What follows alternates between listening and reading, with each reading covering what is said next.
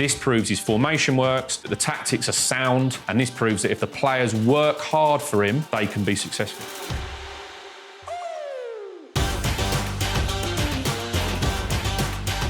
Manchester United moved 1 point closer to safety with a 2-2 draw at bitter rivals Liverpool on Sunday. But it was a much more positive performance from the Reds as they ended a run of 4 straight defeats over the festive period in what most teams will agree is the most tricky Premier League fixture of the campaign. And we are back here in the Tactics Exposed studio for the first time in 2025. And me, Will Pugh, is joined as ever by Sun Sports tactical guru Dean Scoggins. Dino, great to see you again, mate. As ever, you have got 5 tactical points that fans may or may not have noticed from the big game on Sunday. Yeah, they would have definitely noticed that Trent Alexander-Arnold had a horrible afternoon, but Trent's a real target for United, not a Real target. Mainoo and Manu, Masterclass, but they got help in midfield. We'll talk about that. The jumping defenders. Now, this was key to the whole performance and a real good big thing for Amorim. Over and Onana is number 4, much more direct from Manchester United. And then Slot's Darwin theory. It was very brave from Arne Slot to go for it a little bit at the end. But yeah, it made for a very fun last 20 minutes. Dino, Happy New Year. Is your New Year's resolution to stop saying or calling players and managers just by their first names? And you've already pronounced Arne correctly after getting dug out in the comments. Absolutely got Arne right. That's the first one. And yeah, Alexander-Arnold is going to be a very difficult one. Yeah, exactly. Yeah. Let's try our best. Exactly, one step at a time. Right, Trent, he's been the story on everyone's lips over the festive period. I've already done it there. But Alexander-Arnold, right? The Real Madrid story continues to whirl around. That will rumble on this month, no doubt. Whether it happens this month or in the summer even, remains to be seen. But after that showing, Real Madrid might be left scratching their chin and going, "Oh, do we want to pay him 100 million odd quid over the term of his contract or not?" Tranmere tweeted as well that they wouldn't take him after Roy Keane's comments that it would be Tranmere and not Real Madrid. But I mean, on that performance, a free transfer is too expensive. And Real Madrid should not be going there. But look, it wasn't.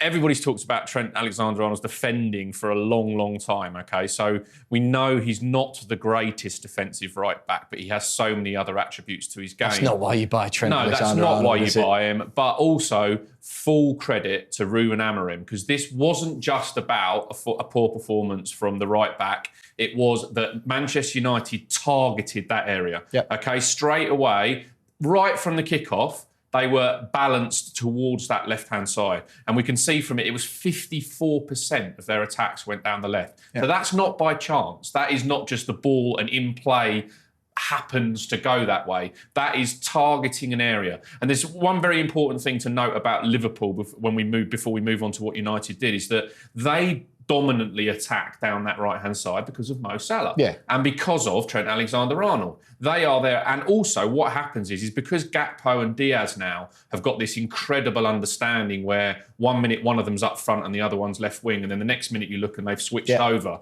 and they sort of confuse defences with it. What that means is that Andy Robertson's often left on that left flank by himself, but it also means that play goes that other way. United's average positions show that even Ugarte and Mainoo from midfield were over to that left-hand side as well. United's left, so where Darwin was. So targeting Trent Alexander-Arnold at right back. But it was Bruno, okay? Bruno had a fabulous game, all in all, but his tactical nous and the plan that him and Dalot were given by Amorim was absolutely fantastic. They blocked this inside left lane. Yep. So where Trent would normally, there's one, would normally go into that inverted position, they put Bruno Fernandes there. Yep. And so it was almost like, right, I can't really go in there, so I'll hold my right-back position. And then Diego Dalot hugged the left touchline, really wide, right up on that touchline, which means that Alexander-Arnold is thinking, well, I don't want to go all the way out to him because that leaves this enormous gap inside me, but I can't not go a little way out to him, and I can't go into my natural position where Bruno Fernandes is because I'm then in a duel there. Inverted fullback thing. And so he ended up in no man's land. And he actually had the most touches of any Liverpool player. Which over 90, I think it was.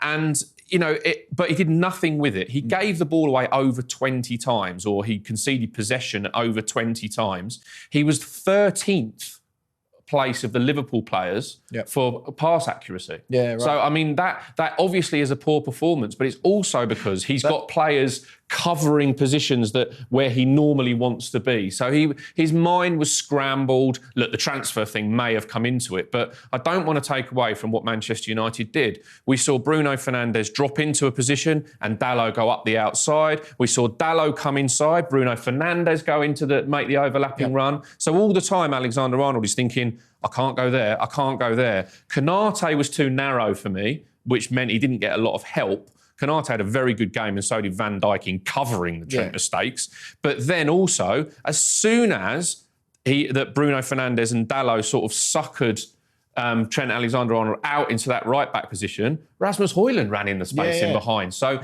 they were all singing from the same sheet, United. That Højlund one you're talking about then is probably what I thought, especially at the time, was the biggest chance of the game. And I really had my head in my hands on behalf of the United fans at the end of the first half, when exactly what happened there, Bruno Fernandes is sort of distracting Trent in that outside right position, or in Trent's normal position. The ball comes back. I think it's Martinez, just plays a nice direct ball over the top. Højlund's latched onto it. He threw on goal, and he really should score in front of the Kop at the end of the first half. And that was exactly what you were talking about. Yeah, precisely. And Alexander-Arnold was actually the one who played him onside, and Højlund's using him as like a screen, if you like. But you can't do that as a striker if your player out wide. I talk about these unselfish runs and players understanding what their position on the field does. And Dalot and Bruno Fernandes have just suckered, completely bamboozled Trent Alexander-Arnold with their positioning. But as I say, it was a plan. And Ugarte and Mainoo, who we'll come on to in a minute, have also done their job in that inside left channel, so that whenever Trent Alexander-Arnold thinks, I've got some space away from Bruno, he's hit by somebody else. Mainoo and Manu, Manchester United's heart of their midfield. Manuel Ugarte, we refer to, of course, and Mainoo's been a rising star at Manchester United for some time now, and a real important part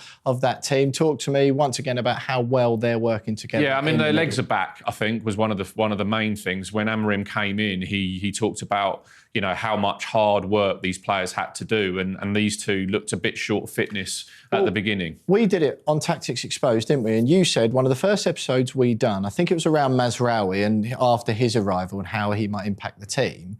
But the point that you made was that puts an awful lot of load, the way he would like to play with Mazraoui, on Casemiro and Eriksen in that centre midfielder. Cut forward a few months. That has come to fruition. Yeah. The two midfielders are required to do a lot of work, and now Eriksen and Casemiro are talking about leaving this month. Yeah, these were the two that I thought would be the ones in the long-term Amorim formation that would be the most effective. Yep. A lot to do with mobility, but also Ugarte is very good at that simple pass to give it to somebody else, like Bruno Fernandes or one of the wing-backs.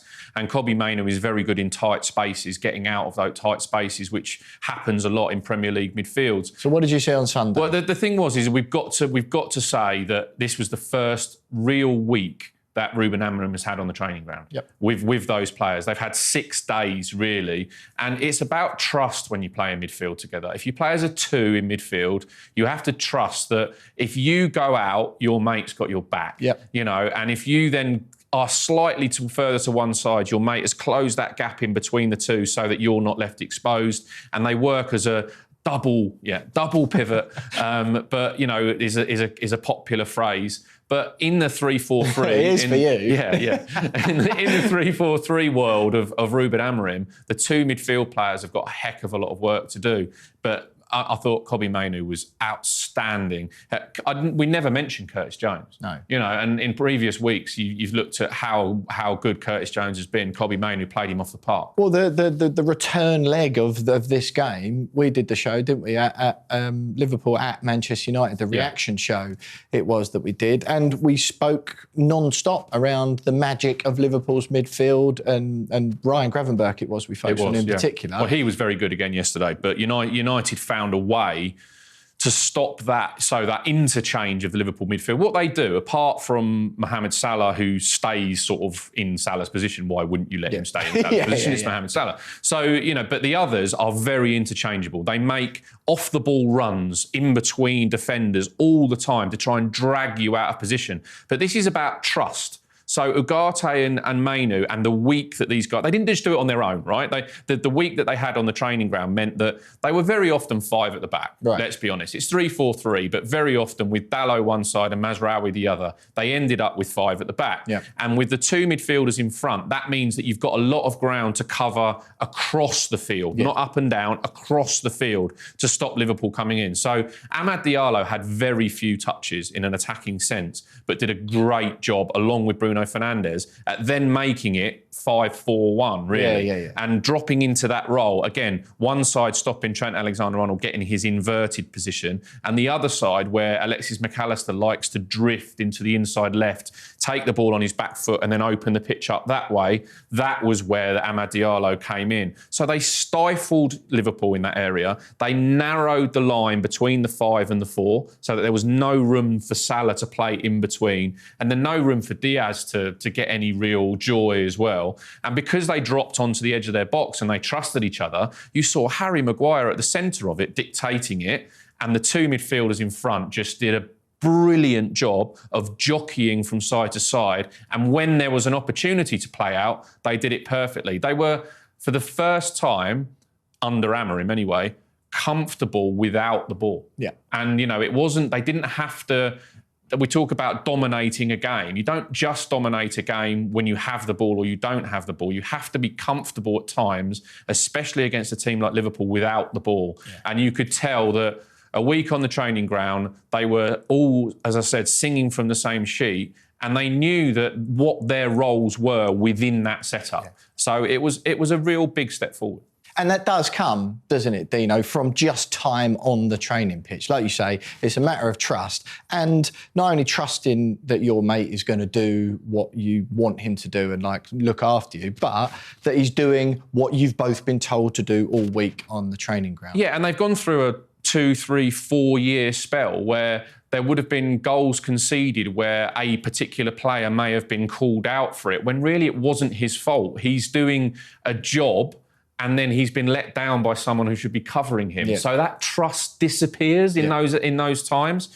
But yeah, the setup was great. They very much did convert from a 3-4-3 into a 5-4-1. Yeah. But then when they attacked, they were brave. They were brave in possession, and Amad Diallo and Bruno Fernandes ran. And also, I think Rasmus Højlund should get a bit of a nod as well, because he did miss a good chance and he looks a bit short of confidence. He has. But he looked a bit short of confidence in front of goal. But he's up against Konate and Van Dijk. He's put a real shift in. Real shift. Yep, fair enough. Dino, jumping defenders. Now, we've done quite a lot on defences and defenders on Tactics Exposed this season. As a bit of a clogger myself. Yeah, exactly that. Yeah, we've done ghost defenders, I think. I think we've had jumping out defenders. We've had jockeying, we've had semicircles, we've had the whole lot. Now, jumping defenders you've gone with again. I've got a sneaky suspicion I know what you're talking about, but for anyone who hasn't been watching Tactics Exposed this season, what do you mean? Yeah, it means jumping out of position. So I think you would have heard it in the commentary and you've heard some analysis on it before, but it basically means coming out of the back line. Yep. And if you play with 4 at the back or just a 3, we've just said that this was very much a 5, it's dangerous. We're talking about Man United. Man United here, yeah. We're talking about Man United. And if you play with only a couple of players at the back, let's think of a team that does this. So Tottenham, gung-ho fullbacks, and therefore often left with 2 centre-backs. Don't jump. Yeah. Don't jump out of position to go and try and win the ball against a midfield player or a striker, because what they're trying to do, I've talked before about strikers having you on a rope, they want to drag you out of position to leave space in behind for somebody else to run into, okay? So at times, a defender jumping out of their position is bad news. But in the way that Amorim had United set up, it's fantastic. And we saw all 3 of those centre-backs at the right time jump out of position to engage with a forward or a midfield player, win a big tackle, because they knew and they trusted that their other 2 guys were behind. So if they've got a line of 5 at the back, United, and one defender jumps out, Maguire, De Ligt or Martinez in this game, jumps out to go and make a big contact collision. Doesn't mean you're necessarily going to win the ball, but you're closing the space in midfield. You know you've got 4 behind you still. Yep. Whereas if you do it when somebody else isn't there, 1-2 round you, and then you're in big, big trouble. See, I felt that I was noticing Lisandro Martinez doing that the most for United. And I think he did it in the build-up to his own goal. He did, in the build-up to his own goal. And it was for 2 reasons, OK? So you're absolutely spot on. He came out the most. There's basically Dalot is on that touchline.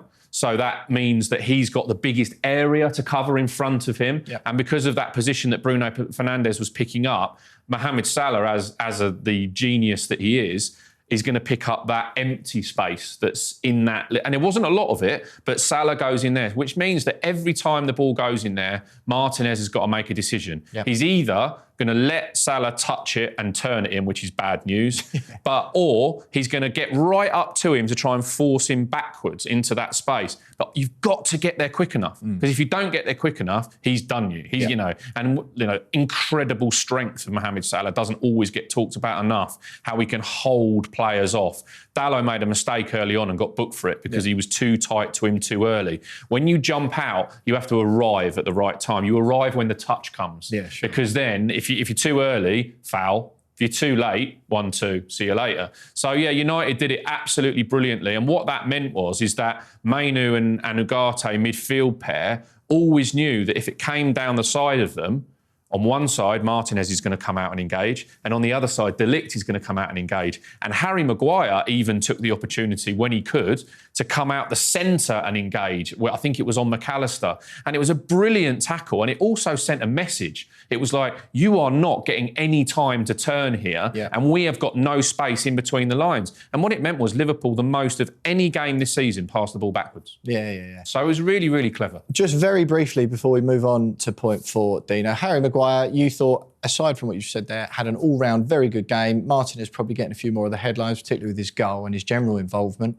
But Maguire, kudos as well. Absolutely. After Amorim come out and put a bit of pressure on him. He did, and he wanted leaders, and he got it in that game from Harry Maguire. Harry Maguire is much more comfortable in a back 3 than he is in a back 4. We saw that with England, and that was one of the reasons Gareth Southgate wanted to move to a back 3. But in this setup, it was Maguire at the centre of the back 3 rather than to the left of the back 3. And what impressed me the most, again, was his communication and the decision-making, and the number of times that we saw Maguire's hands up or pointing or shouting. I talked about Martin Odegaard in a previous episode about being the conductor. Yeah, that's it. And it was Harry Maguire was instructing people all the time. And not only is he doing that, they were listening to him. Yeah. So everyone was on that same page again. So really, really good performance. And from an England player who has not always, had the best of times at United and has been given unfairly a lot of time, a lot of stick, it was really great to see a proper performance. Yeah, in such a big game as well. Over and Onana is point 4, Dino. Most of your headline puns I normally get, I haven't got a clue what you mean by this one, frankly. Yeah, I'm not totally convinced myself. But we've been talking about Onana a lot, haven't we, and how important he is